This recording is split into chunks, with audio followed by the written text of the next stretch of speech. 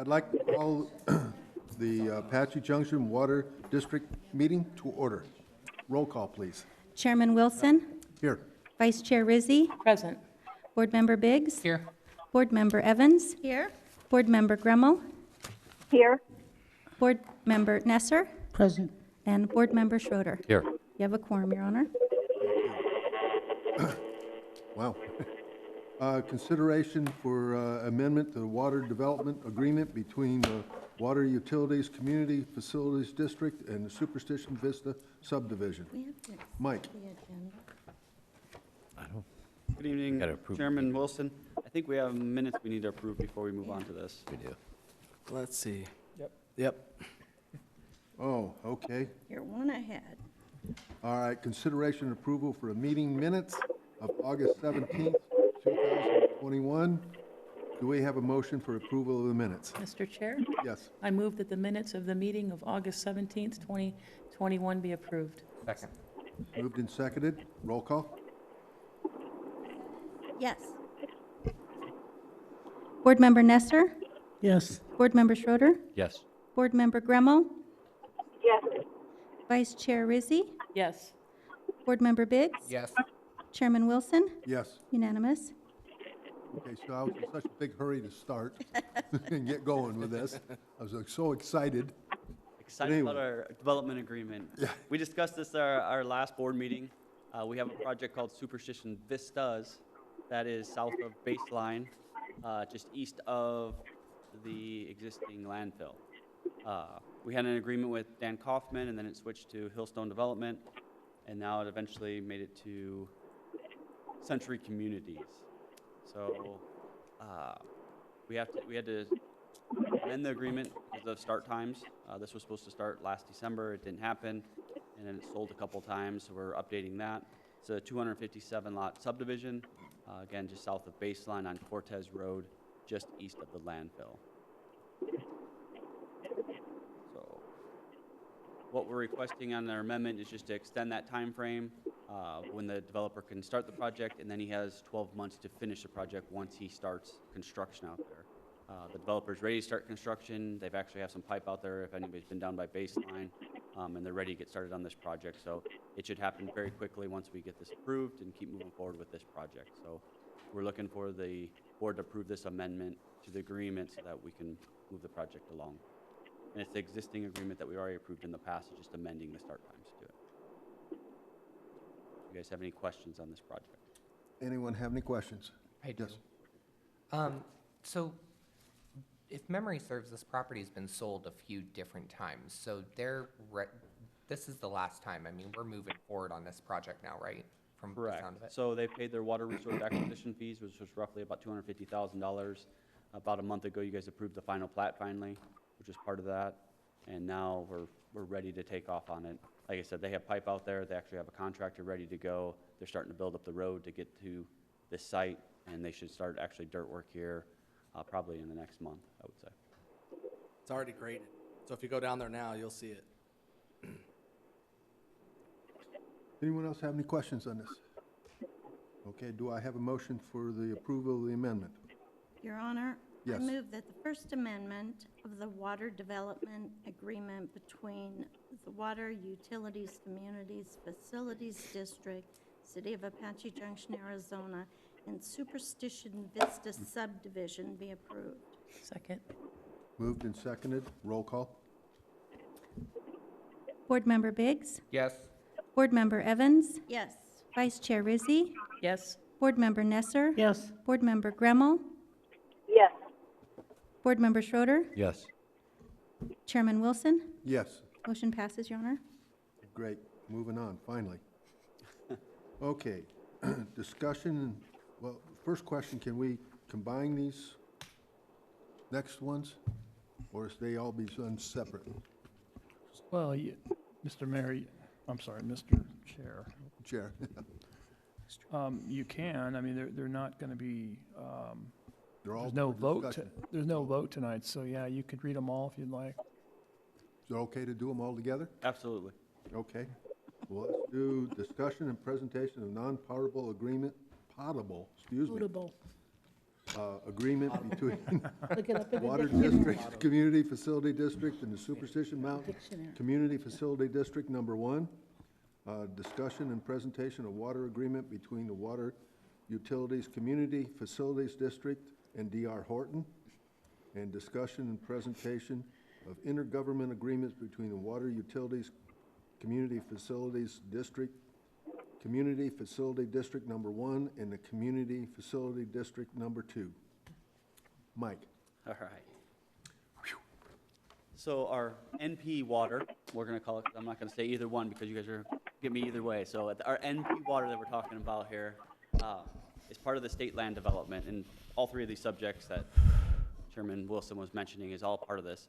So as part of our development down here, we're going to be doing a non-potable or potable system to help supplement the potable water supply down there. So this is using effluent water or reclaimed water from the sewer treatment plant. So we'll be working on an agreement for wrapping it up so that we can present it to you guys in the final form. But in the end, they're taking the potable water, using it, sending it to the treatment plant. Now we have this water either, in the past, what we've been doing is recharging it and then purchasing those credits. So instead of purchasing credits that are put into the ground, we're going to take that water and use direct use to it. So we're going to take it down to, or a non-potable system, to lakes so they can irrigate the grass, rather than using potable water to do things like that. So this is part of all what's happening down there as part of our One Water master plan that we have going on. We're working with Darren again. He'll deliver this water to a storage tank that the water district will own, and then we'll have a booster station we'll pump out through a distribution system to lakes and meters so that we can meter that water, and then ultimately charge those customers for that potable, non-potable water that they will be using. So Brookfield has 3 master plan parks as part of their development that will be serving these lakes for, and then they'll pump out of those lakes. The homeowners association will, with booster pump stations of their own, to water the grass in these large parks that have large grass areas on them. So our amenity for this development. So again, the sewer district's got to go to A+ water, so that's the highest standard of water that a sewer district can treat their water to. So it's almost potable, but it's not. There's a lot more treatment processes if we want to do direct potable reuse. We take that water, put it into a tank, and then, again, deliver it to these lakes and send it out to customers. Do you guys have any questions on this agreement that we're working on with the district? Darren's been great at the sewer district to come up with some ideas on how we're going to do this. Obviously it's their water.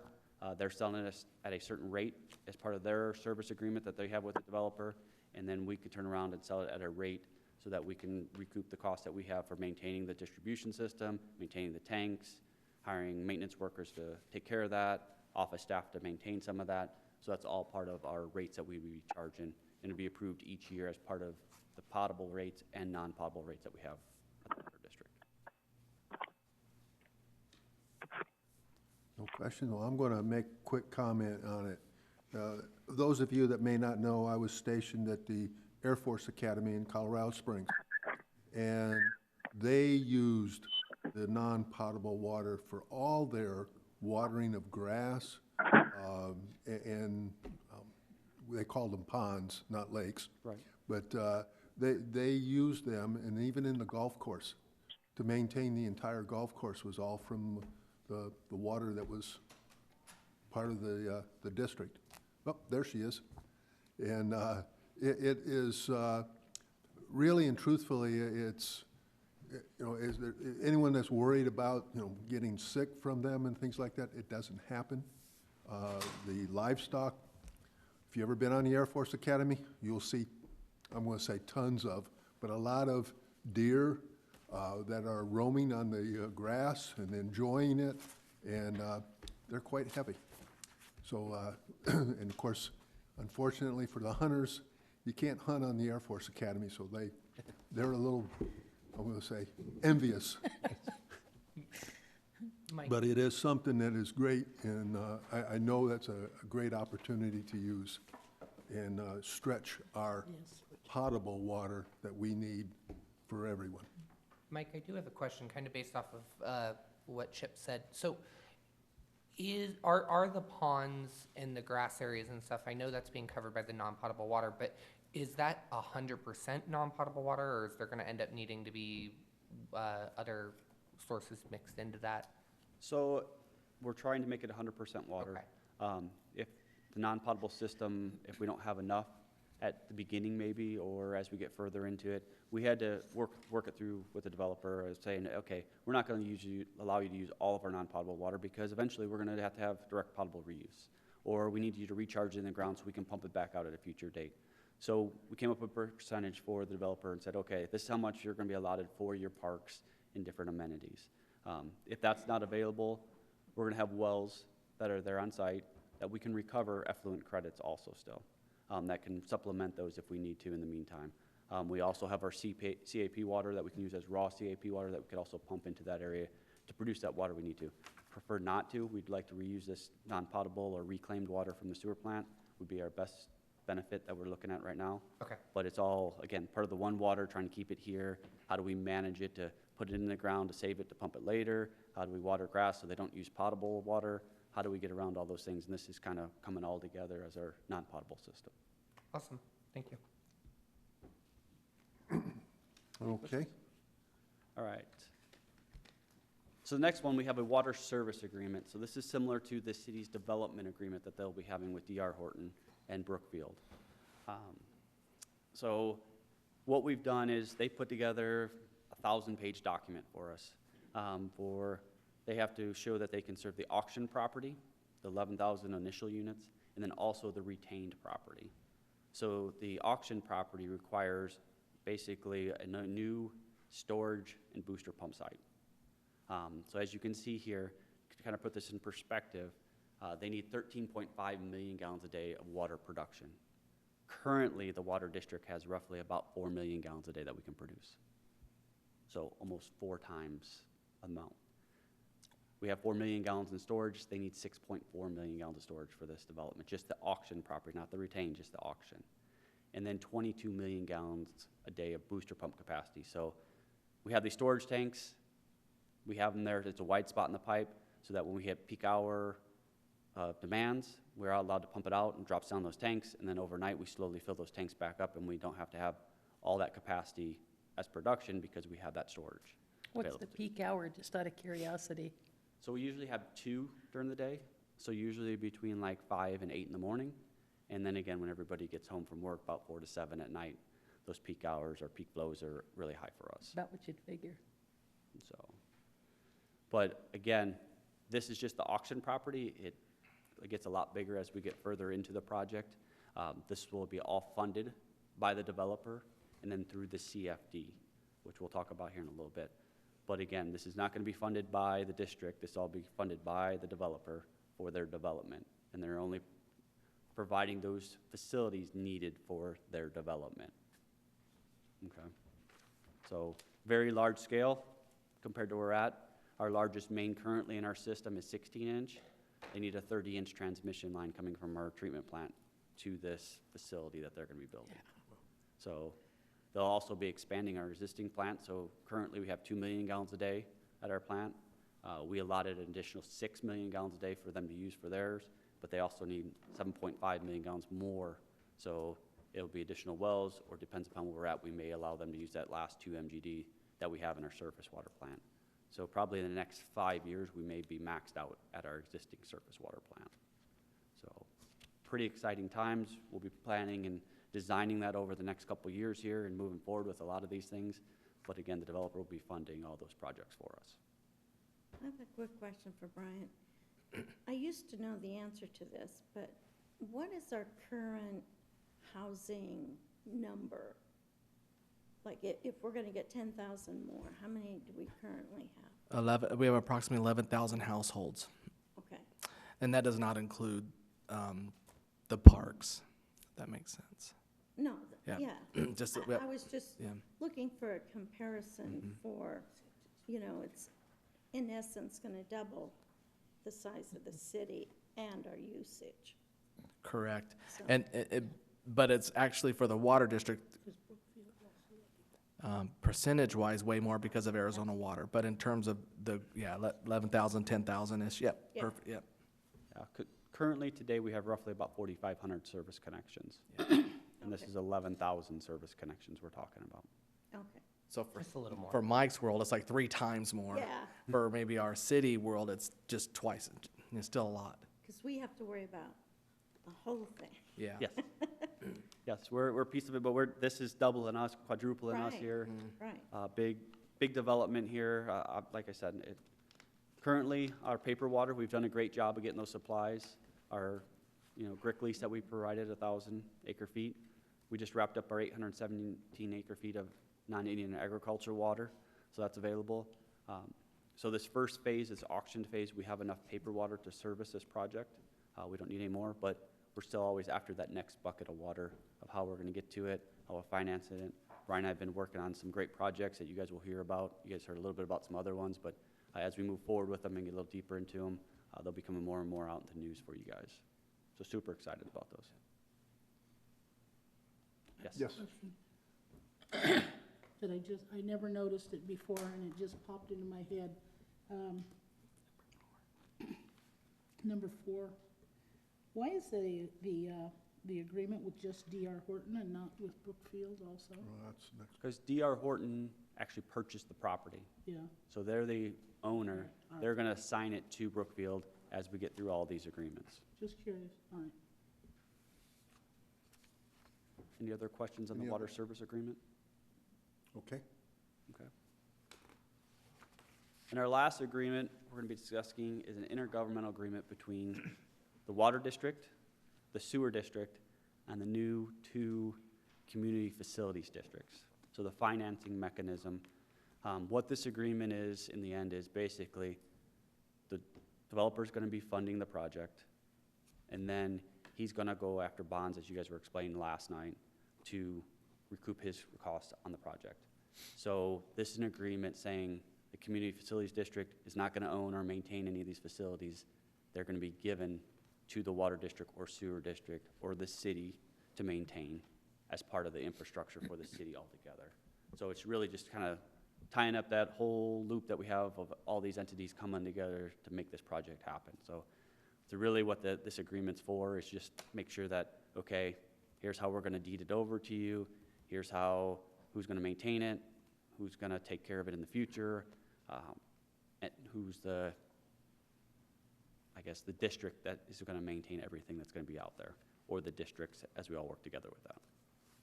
So, just pretty general, but it just tells it how the property's turned over for each water main, water project, the tanks or boosters or lift stations or sewer plant, and how that all's formed together.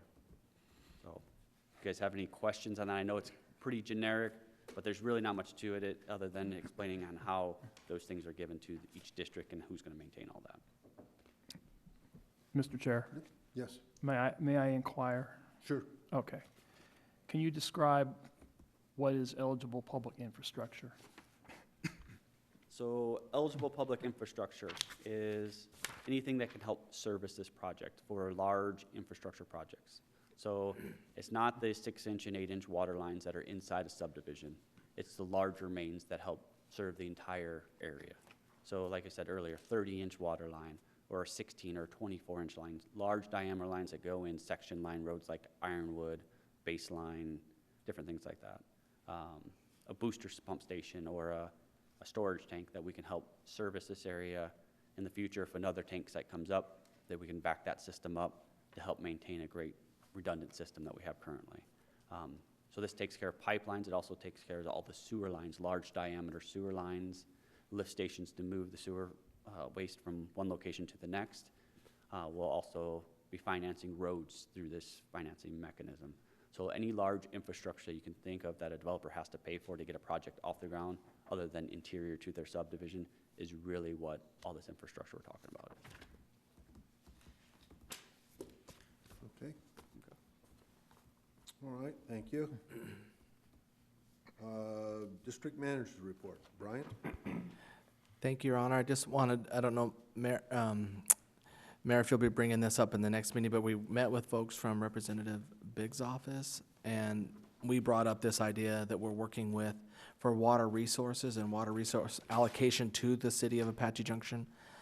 This idea that SRP is working with us on for the redesign and possible bringing in, raising the dam up at Horseshoe and Bartlett. So just, it is on our mind. Mike talked to that, and we are continuing to make sure that our federal folks, when we talk to them, let's bring that up, that's something that would be very beneficial to the city of Apache Junction.